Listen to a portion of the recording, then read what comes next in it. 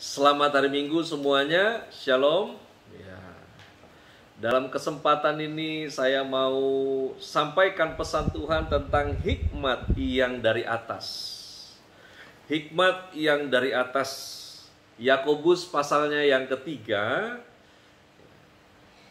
ayat 13 sampai dengan ayatnya yang ke-18. Saya bacakan untuk kita sekalian. Demikian tertulis firman Tuhan, siapakah di antara kamu yang bijak dan berbudi? Baiklah ia dengan cara hidup yang baik menyatakan perbuatannya oleh hikmat yang lahir dari kelemah lembutan. Jika kamu menaruh perasaan iri hati dan kamu mementingkan diri sendiri, janganlah kamu memegahkan diri dan janganlah berdusta melawan kebenaran. Itu bukan hikmat yang dari atas, tetapi dari dunia, dari nafsu manusia, dari setan-setan. Sebab di mana ada iri hati dan mementingkan diri sendiri, di situ ada kekacauan dan segala macam perbuatan jahat. Tetapi hikmat yang dari atas adalah pertama-tama murni, selanjutnya pendamai, peramah, penurut, penuh belas kasihan, dan buah-buah yang baik. Tidak memihak dan tidak munafik. Dan buah yang terdiri dari kebenaran ditaburkan dalam damai untuk mereka yang mengadakan damai. Kesempatan ini judul yang ada di perikop Alkitab Bapak Ibu dalam bahasa Indonesia, pastilah hikmat yang dari atas. Ya. Hikmat adalah suatu pengertian dan pemahaman yang dalam mengenai orang, mengenai barang, mengenai kejadian, mengenai situasi yang menghasilkan kemampuan untuk menerapkan persepsi, penilaian, dan perbuatan sesuai dari pengertian tersebut. Jadi, seseorang yang bertindak sesuai dengan tidak sekedar pengetahuan tetapi pemahamannya. Ini bukan dari saya, ini yang kita temukan kalau kita buka Wikipedia. Ya, itu yang disebut. Nah, sayangnya di sana di Wikipedia hikmah dan hikmat itu berteman. Ya, alias. Jadi hikmah alias hikmat, hikmat alias hikmah. Sesungguhnya hikmah dan hikmat itu berbeda. Ya, karena penekanan hikmat itu adalah tentang bagaimana seseorang melakukan apa yang benar karena dia menuruti kebenaran. Nah, akhirnya tampilan dari rangkaian perbuatan yang dia buat, disitulah disebut hikmat. Kalau hikmah itu situasinya di mana seseorang melakukan dulu dengan segala keterbatasannya tanpa ada patron yang jelas untuk bagaimana dia melangkah, lalu kemudian barulah terjadi sesuatu dari respon dan sikap yang dia lakukan. Nah, pada akhirnya baru dia belajar sesuatu yang disebut hikmah. Ini perbedaan, ya. Nah, hikmat juga berarti pemahaman akan apa yang benar dikaitkan dengan penilaian optimal terhadap suatu perbuatan. Saya sederhanakan begini. Hebatnya hikmat ini dijadikan Tuhan sebelum segala sesuatu yang material itu dijadikan. Ya, jadi sebelum segala sesuatu yang berbentuk, berwujud itu Tuhan jadikan, Tuhan menjadikan hikmat terlebih dahulu. Itu artinya hikmat itu prioritas. Hikmat itu lebih penting dari segala sesuatu yang Tuhan ciptakan kelihatan. Ya. Anda jangan bandingkan dulu ke manusia, karena sesungguhnya kenapa ini dibuat lebih dulu, karena supaya manusia ada, hikmat sudah siap. Nah, jemaat Tuhan, menariknya begini. Ada istilah yang dari atas berlawanan dengan yang dari dunia. Nah, akhirnya bicara tentang hikmat, tidak ada sekolah yang membuat orang jadi berhikmat. Tidak ada jaminan orang menjadi tua kemudian dia berhikmat. Karena sesungguhnya hikmat itu hanya bisa didapat oleh sikap takut akan Tuhan. Nah, ini klise ya, bahasanya puisi. Takut akan Tuhan itu kalau mau diadaptasi sederhana kurang lebih begini. Apa yang kita belajar dari kebenaran yang kita tahu, dan kita mengaminkan bahwa pada mulanya adalah firman, firman itu bersama-sama dengan Allah, dan firman itu adalah Allah itu sendiri, maka takut akan Tuhan adalah wujud di mana kita menghormati Tuhan. Berhadapan dengan firman-Nya, kita menghormati kebenaran itu sebagai wujud kita takut akan Tuhan. Akhirnya, kita akan berjuang keras, memperjuangkan untuk tetap mengikuti apa yang benar dari Tuhan, dan menekan apa yang kita pikir benar. Ini nggak mudah. Semua diantara kita yang ikut Tuhan itu berjuang untuk hal ini. Nah, dimulai kalimatnya dari Yakobus 3 ayat 13-18 adalah, siapakah di antara kamu yang bijak dan berbudi? Ada beberapa hal diantaranya. Yang pertama, hikmat itu tidak manusiawi, tidak duniawi. Hikmat itu ilahi. Ya, ada mungkin di tampilan yang di aplikasi bersama dengan saya dalam kesempatan ini. Hikmat itu tidak manusiawi, hikmat itu tidak duniawi, karena hikmat itu ilahi. Ya. Yang pertama disebutkan, siapakah di antara kamu yang bijak dan berbudi? Baiklah ia dengan cara hidup yang baik menyatakan perbuatannya oleh hikmat yang lahir dari kelemah lembutan. Saya melanjutkan ke 1 Petrus pasal 2 ayat 11 sampai dengan ayat yang ke-12. Saudara-saudaraku yang kekasih, aku menasihatkan kamu supaya sebagai pendatang dan perantau, kamu menjauhkan diri dari keinginan-keinginan daging yang berjuang melawan jiwa. Milikilah cara hidup yang baik di tengah-tengah bangsa-bangsa bukan Yahudi, supaya apabila mereka memfitnah kamu sebagai orang durjana, mereka dapat melihatnya dari perbuatan-perbuatanmu yang baik dan memuliakan Allah pada hari Ia melawat mereka. Saya highlight sebagai pendatang dan perantau, ya. Saya mau ajak, ini bukan multitafsir, tapi memang ada catatan di mana Rasul Petrus mau menyampaikan pesan kepada jemaat Tuhan yang hidup dikelilingi oleh bangsa-bangsa bukan Yahudi. Namun kalau mau bicara tentang perantau, Anda dan saya memang perantau. Karena warga kerajaan Anda dan saya adalah warga kerajaan sorga. Ya.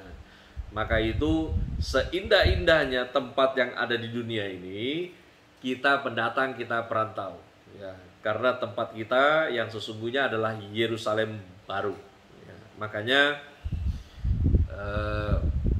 kita bersyukur melihat pemandangan baik dan lain sebagainya, keindahan alam, tapi ingat jangan terlalu betah. Karena kalau Anda betah di dunia ini, nanti Anda nggak betah di sorga. Repot. Ya. Saya highlight lagi, menjauhkan diri dari keinginan-keinginan daging yang berjuang melawan jiwa. Saudara, hikmat itu tidak manusiawi, tidak duniawi, dan tentunya berjuang melawan jiwa. Ingat, yang diselamatkan adalah jiwa. Nah, hikmat yang datang dari dunia asalnya dari dua. Satu, dari nafsu manusia. Dua, dari setan-setan. Ya, jadi hikmat yang datang dari dunia itu asalnya dari dua. Ya, source-nya adalah nafsu manusia, dua, setan. Galatia 5 ayat 19 sampai 21. Perbuatan daging telah nyata, yaitu percabulan, kecemaran, hawa nafsu, penyembahan berhala, sihir, perseteruan, perselisihan, iri hati, amarah, kepentingan diri sendiri, percideraan roh, pemecah, kedengkian, kemabukan, pesta pora, dan sebagainya. Terhadap semuanya itu kuperingatkan kamu seperti yang telah kubuat dahulu, bahwa barang siapa melakukan hal-hal yang demikian, ia tidak akan mendapat bagian dalam kerajaan Allah. Di sana tertulis hikmat yang datang dari dunia asalnya adalah dari nafsu manusia. Dari nafsu manusia, Galatia menjelaskan tentang perbuatan daging yang telah nyata. Apa itu? Percabulan, cemar. Jadi gini loh, bijaksana versi dunia itu berasal dari nafsu manusia dan berasal dari setan. Jadi hikmat yang dari dunia itu basicnya adalah percabulan, basicnya adalah kecemaran, basicnya adalah hawa nafsu, ya, sebuah pemikiran yang dia pikir bijak tapi hitung-hitungannya sebetulnya adalah ya lu atau gue yang menang, ya. Lalu kemudian penyembahan berhala, ya. Nggak usah jauh-jauh lah, sekarang sinkritisme masih jalan, ya. Ya, orang Kristen ngaku percaya Tuhan tapi hamil bawa gunting kemana-mana. Ya, lu mau nyukur siapa? Ya, mau urus janin yang ada di perut atau mau jadi tukang potong rambut asli Garut? Ya, ini aneh nih, ya. Kalung salib, ya, hamil tapi bawa gunting kemana-mana. Ya, apalagi ya, musim hujan, ya, karena pengeringnya nggak bekerja dengan baik, akhirnya berdoa minta matahari lebih lama bersinar, tapi nggak lebih lama bersinar, akhirnya pakai ilmu lama, ya, tapi Kristen, ya, ilmu lama, celana dalam lempar ke atas genteng. Ya. Anda bisa bayangkan kalau bulan masa hujan ini bisa 4 bulan, habis celana dalammu, ya. Lalu kemudian sihir, ya, sihir itu nggak tentang sekedar abrakadabra, sihir di sini bicara tentang bagaimana seseorang melakukan sesuatu sehingga orang lain nurut dengan apa yang dia mau. Ya, sihir, perseteruan, perselisihan, iri hati, amarah, kepentingan diri sendiri, percideraan, roh pemecah, kedengkian, kemabukan. Ini kalau ngomong kemabukan, otak nggak melulu kepada alkohol. Ini adalah tentang bagaimana seseorang menjadi tidak terkendali akan sesuatu yang dia suka. Pesta pora dan sebagainya. Ya. Berapa banyak ya di antara kita kalau nggak ada pandemi, ya, hujan dikit nggak berjuang datang dalam pertemuan ibadah. Tapi untuk urusan resepsi mati-matian lu berangkat. Ya. Apalagi udah bagus hotelnya bintang 5, makan pasti enak nih, ya. Langsung sengaja doa puasa dulu 3 hari tidak makan biar nanti makan di tempat resepsi, ya. Nah, hikmat yang datang dari dunia tadi pertama asalnya dari hawa nafsu manusia, yang kedua dari setan-setan, ya. 1 Yohanes 2 ayat 15 sampai 17. Janganlah kamu mengasihi dunia dan apa yang ada di dalamnya. Jikalau orang mengasihi dunia, maka kasih Bapa tidak ada dalam orang itu. Sebab semua yang ada di dalam dunia, yaitu keinginan daging dan keinginan mata, serta keangkuhan hidup, bukanlah berasal dari Bapa, melainkan dari dunia. Dan dunia ini sedang lenyap dengan keinginannya, tetapi orang yang melakukan kehendak Allah tetap hidup selama-lamanya. Ya. Saya membuat sedikit catatan untuk Bapak Ibu bisa mencernanya lebih mudah. Disebutkan begini, sebab semua yang ada di dalam dunia, ada 3 yang bukan berasal dari Bapa. Keinginan daging, keinginan mata, dan keangkuhan hidup. Itu bukan berasal dari Bapa, tapi dari dunia. Nah, karena itu tidak bisa kita bilang kita mengasihi Bapa kalau kita penuh dengan apa yang kita mau, bukan penuh dengan apa yang Tuhan mau. Kita tidak bisa dipenuhi oleh kasih Bapa kalau masih sibuk dengan apa yang mata kita ingin. Yang lebih parah adalah akhirnya semua berfokus kepada diri kita. Dan ini ujungnya disebut keangkuhan hidup. Karena itu ayat ini mengatakan, janganlah kamu mengasihi dunia dan apa yang ada di dalamnya. Karena jikalau orang ngasihi dunia, maka kasih Bapa tidak ada di dalam orang itu. Pertengahan Maret sampai dengan bulan ini bukan masa-masa yang mudah. Beberapa di antara kita ada yang aman, tetap bekerja, tetap berpenghasilan, hanya berubah pola work from home dan sebagainya. Sebagian lagi ada yang harus kehilangan pekerjaannya. Sebagian lagi ada yang lebih parah sih sebetulnya, sebelum pandemi aja nganggur, setelah pandemi lebih nganggur lagi, ini lebih parah lagi ya. Ada banyak hal ya, bahkan di dalam pelayanan juga ada tekanan-tekanan yang terjadi karena faktor-faktor tanggung jawab yang harus dilakukan, ya, tagihan dan lain sebagainya yang berurusan dengan pelayanan. Ada banyak hal ya. Namun begini, sesungguhnya dunia tidak sedang menuju kepada yang baik. Sesungguhnya dunia sedang menuju kepada kehancurannya. Karena itu musim berganti ya. Kabar baik ada untuk dunia, dan selalu ada kelanjutan kabar buruk dari dunia. Karena itu, sesungguhnya kata masa sukar tidak cocok dikenakan pada momen-momen atau masa tertentu di dalam hidup ini. Karena sesungguhnya dunia ini dari ujung sampai ujung adalah padang gurun. Jadi, tidak ada yang disebut sesungguhnya masa sukar. Yang ada adalah perubahan-perubahan musim yang terus berganti. Yang mana dalam setiap perubahan musim, keinginan daging, setan yang dikemas oleh dunia mendorong Anda dan saya untuk meninggalkan jalannya Tuhan. Karena perubahan-perubahan yang begitu tidak menyenangkan, yang kemudian akhirnya kita sibuk dengan keinginan daging, keinginan mata, dan keangkuhan hidup. Jadi sesungguhnya bukan masa sukar yang sedang terjadi, tetapi sesungguhnya perjuangan di dalam jiwa ini yang memang sukar. Tidak ada yang mudah, tapi Anda dan saya harus tetap berjuang. Nah, berbeda dengan hikmat yang dari dunia. Hikmat yang datang dari dunia, ya, catatannya melingkupi disebut iri hati. Tahu nggak iri hati? Kalau Anda mau tester, Anda orang iri hati apa enggak? Testernya begini, kamu seneng nggak ngelihat orang lain berhasil? Udah itu aja. Kalau kamu nggak seneng lihat orang lain hidupnya lebih baik, itu berarti iri hati. Ya. Mementingkan diri sendiri, berdusta melawan kebenaran. Pokoknya yang penting apa yang saya mau nyampe. Masalah kebenaran diputar balik ya bodo amat. Ya.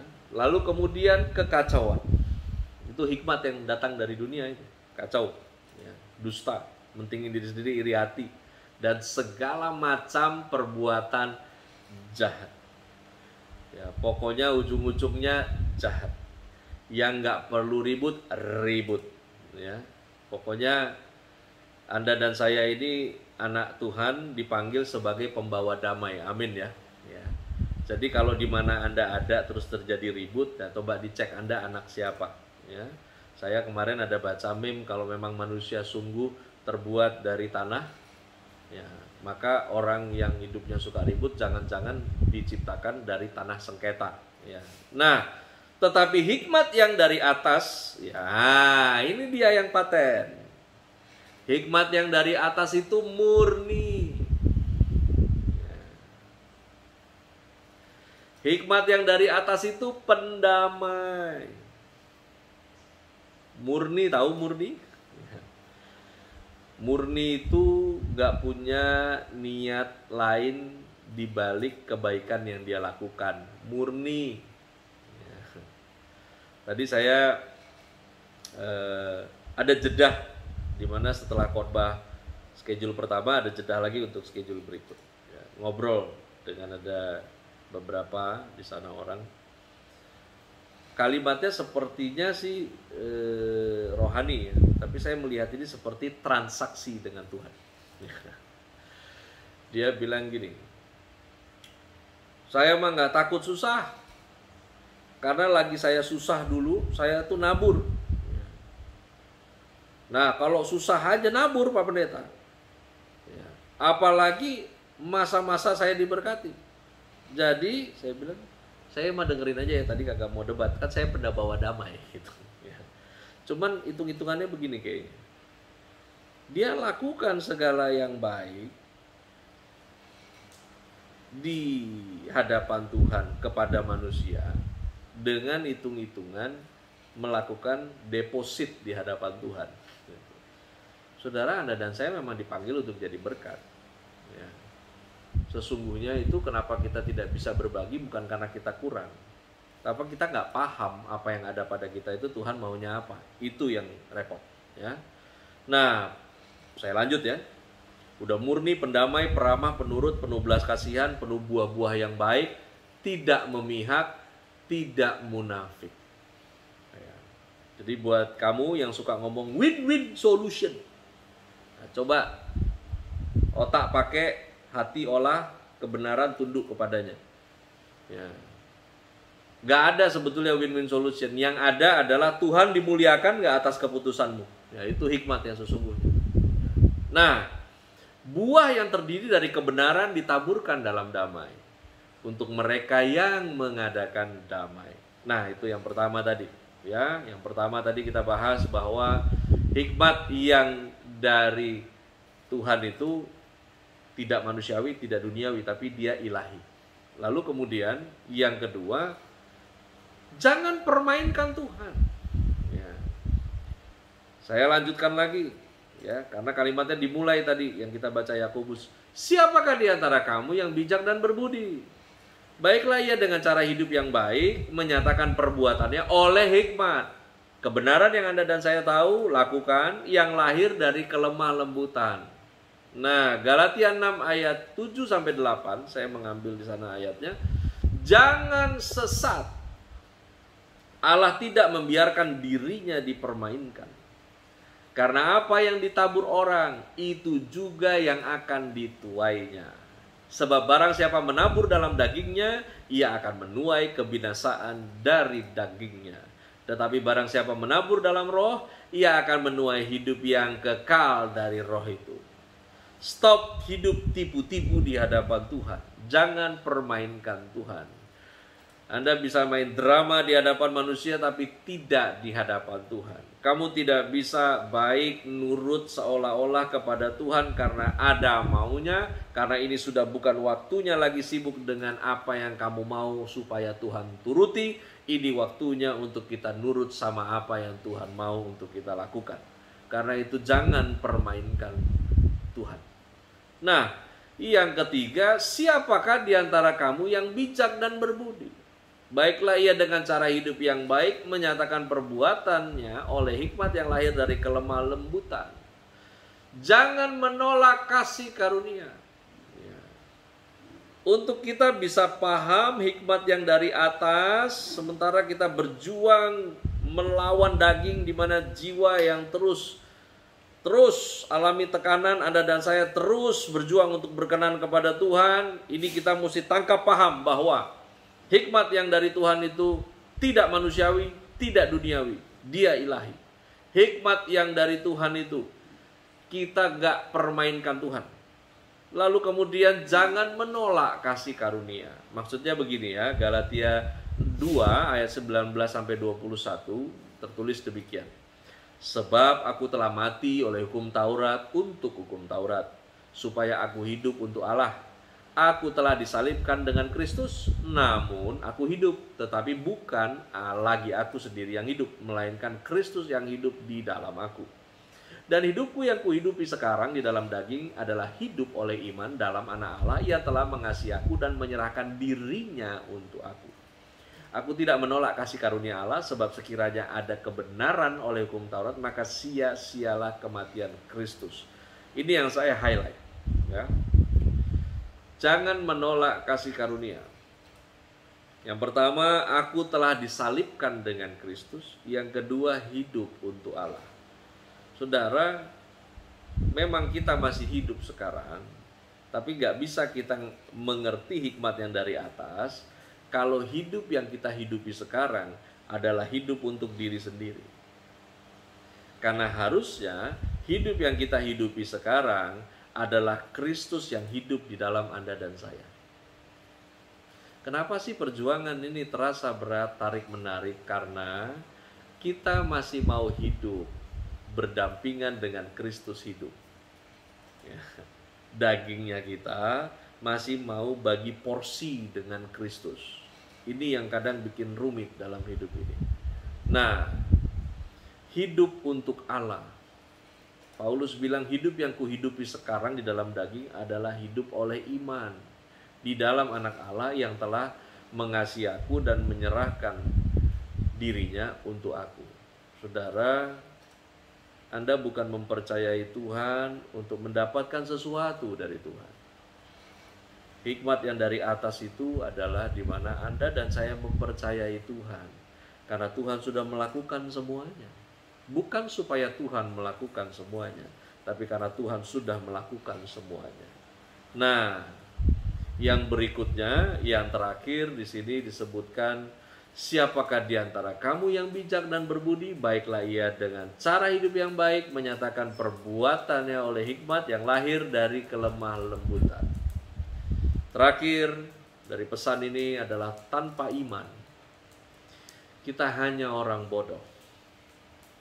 Karena tanpa iman tidak ada hikmat. Galatia 3 ayat 3 sampai dengan ayat yang ke-9. Adakah kamu sebodoh itu? Kamu telah mulai dengan roh. Maukah kamu sekarang mengakhirinya di dalam daging? Sia-siakah semua yang telah kamu alami sebanyak itu? Masakan sia-sia? Jadi, bagaimana sekarang? Adakah ia yang menganugerahkan roh kepada kamu dengan berlimpah-limpah? Dan yang melakukan mujizat di antara kamu berbuat demikian karena kamu melakukan hukum Taurat atau karena kamu percaya kepada pemberitaan Injil. Secara itu jugalah Abraham percaya kepada Allah, maka Allah memperhitungkan hal itu kepadanya sebagai kebenaran.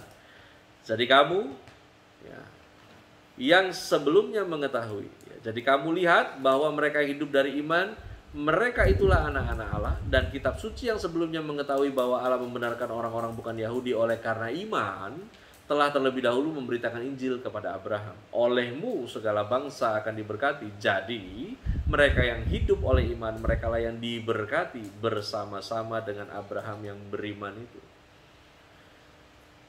Saya catat ini mengingatkan saya sendiri, mengingatkan kita semua. Adakah kamu sebodoh itu? Telah mulai dengan roh. Maukah kita sekarang mengakhirinya di dalam daging? Sudah mulai dengan Tuhan, sudah melangkah dengan kelahiran baru, tahu kebenaran, percaya sepotong demi sepotong perjalanan kita berlanjut. Dan ketika musim berganti, situasinya berubah. Ingat, Tuhan gak pernah berubah. Dia tetap Tuhan yang sama yang mengasihi Anda dan saya. Dia tetap Tuhan yang sama yang menuntut Anda dan saya dari awal. Sia-siakah semua yang telah kamu alami sebanyak itu? Masakan sia-sia? Ia yang menganugerahkan roh kepada kamu dengan berlimpah-limpah dan melakukan mujizat di antaramu berbuat demikian karena kamu percaya kepada pemberitaan Injil. Lalu di sana penulis mengatakan, jadi kamu lihat bahwa mereka yang hidup dari iman, mereka itulah anak-anak Abraham. Di sana dikatakan, oleh karena iman telah terlebih dahulu memberitakan Injil kepada Abraham. Ya, jadi rupanya dari zamannya Abraham Tuhan udah berperkara untuk perkara Injil, karena Injil disebut kabar baik. Olehmu segala bangsa akan diberkati. Oleh siapa? Oleh Anda dan saya yang dipanggil karena berita Injil. Itu takdir Anda dan saya. Segala bangsa akan diberkati. Jangan berpikir sebesar otakmu karena rancangannya lebih besar dari dunia ini buat setiap Anda dan saya. Jadi mereka yang hidup dari iman, mereka yang diberkati bersama-sama dengan Abraham yang beriman itu. Ada satu slogan yang dari tahun 90-an saya melayani, saya selalu ucapkan, bahwa di dalam Kristus kita adalah orang-orang yang terlanjur diberkati. Kata ini agak aneh oleh beberapa orang yang mendengarnya, tapi ini yang sesungguhnya saya mau sampaikan. Tangannya tidak hanya ditaruh atas kita yang percaya, tapi dia taruh rohnya di dalam Anda dan saya.